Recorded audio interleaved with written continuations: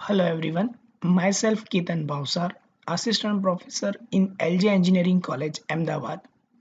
In this session, introduce a VLSI technology, section second, and today's topic is Y chart.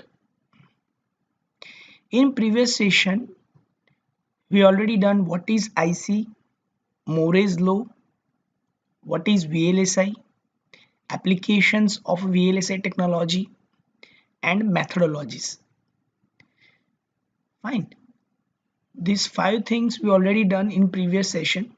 So in today's session we are introduced or we are dealing with a Y chart. What is Y chart first of all?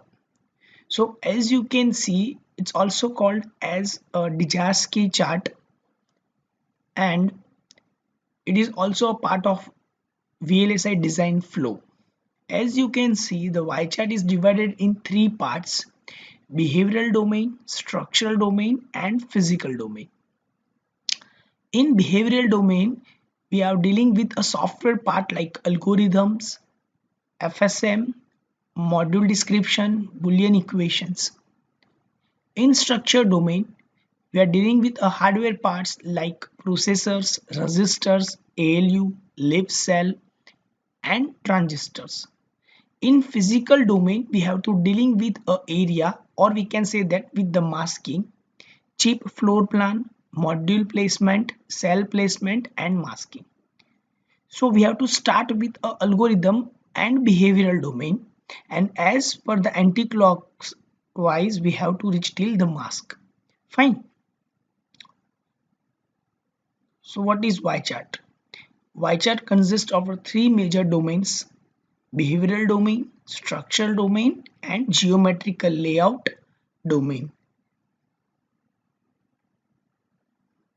The design flow start from the algorithm that I already said, that describe the behavior of the target chip. The corresponding architecture of the processor is first defined. See, as I already told you, whatever application you want to design with help of the VLSI technology or with help of the any embedded technology or communication technology, you have to define the algorithms first of all in terms of the flowchart point of view or in terms of some pseudocode point of view, and after that as per your requirement you have to choose the processor. Let's take one simple example, like suppose if you want to design a simple home automation system with a microcontroller board. So if you have to deal with more than 10 or 20 GPIO at a time, then you have to select the specific processor that have more than 20 GPIO. Okay, so the selection of the processor is also play a main role as per the algorithm. It is mapped onto the chip surface by floor planning. See, if you have some area constraint, then you have to choose a specific chip, like DIP chip is there, quad chip is there. As you already know, DIP chip take a large area or size as compared to the quad chip. So as per your requirement, you have to choose a specific chip. The next design evolution is the behavioral domain is defined as a finite state machine. In digital system design, you already work or you already learned the FSM. It's play a main role for designing the combinational and sequential tasks, which are structurally implemented with the functional modules such as resistors, arithmetic, and logical unit. So if you have to perform some arithmetic and logical unit, then you can also perform with help of the FSM, because FSM support the combinational as well as sequential task. These modules are then geometrically placed onto the chip surface using the CAD tool. The full form of CAD is computer aided design tool. Fine. You can Arduino is also a CAD tool. Xilinx software is also a CAD tool. So computer aided design tool means what? With help of the computer you can change the functionality of hardware. So it's called as a CAD tool. For automatic module placement followed by routing with a goal of minimizing the interconnection area and signal delay. So as you already know, in VLSI basically we have a main four parameters: size, power, performance, and cost.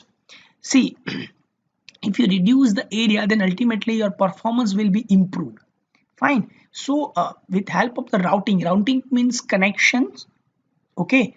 With minimum connection, if your connection less, then your signal delay will be less. So we have to place according to our requirement or according to our applications. The third evolution start with a behavioral module description. Individual modules are then implemented with a leaf cell.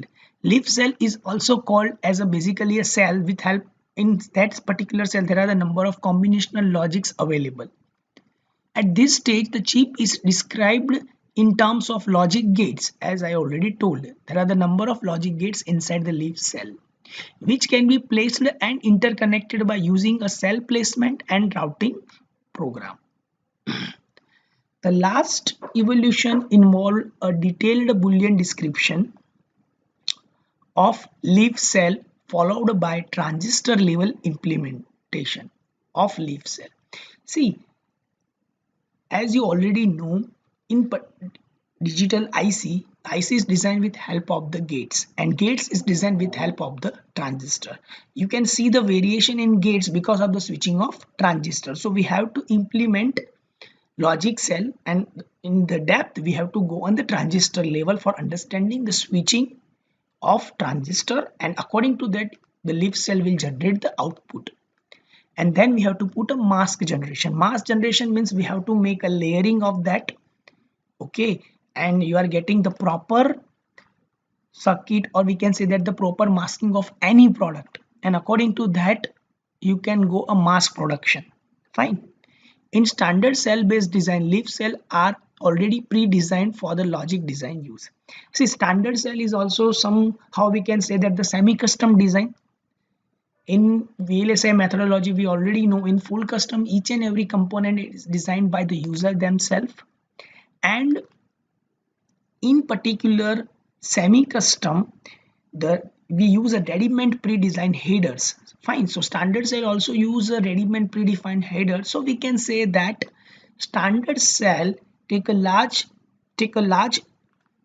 amount of performance variation as compared to full custom, and also it take a less amount of time as compared to the full custom. So VLSI design flow, as you can see, we divided in main three parts: behavioral domain, logical domain or logical representation, circuit representation, layout representation. It's a physical part.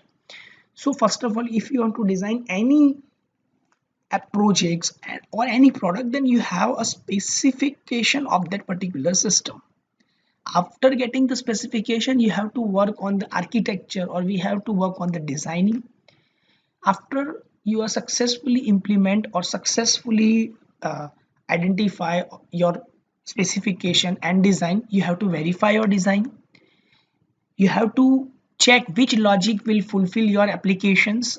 Then you have to again verify your logic, and as per your logic which circuit will fulfill your requirement, you have to choose a specific circuit, and again you have to put verification.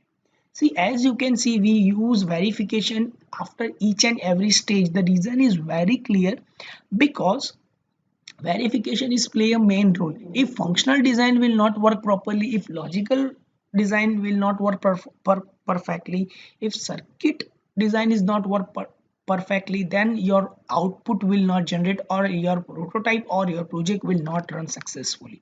So verification is play a main role on each and every stage. And after completing the behavioral, logical and structure representation, then we have to move on the physical design. So physical design verification is also play a main role as per your application. As I already told you, if you have area constant, then according to that you have to choose a particular microprocessor and controller. Fine, you have to go with the DIP package, quad package, FQP package, TQFP package, and then you have to start the fabrication. Fine. So as you can see, after functional designing, again verification, logical designing, again verification, circuit design, again verification, and after physical design and verification. Fine. So it's play a main role for designing the any product in VLSI technology or work on any projects in VLSI technology. The VLSI design flow taking into account the various representations or abstraction of design behavioral, logical structure and mask layout. Note that the verification of design play a very important role in every step during this process. If you fail in any process or any designing, fine, then your output will not generate properly or your circuit will not work properly. So I hope you understood what exactly I am trying to convey about VLSI design flow and Y chart. So still if you have any doubt or any query, then you can contact me. Fine, I will definitely try to solve your query. Okay, so I hope you enjoy this session. Thank you very much.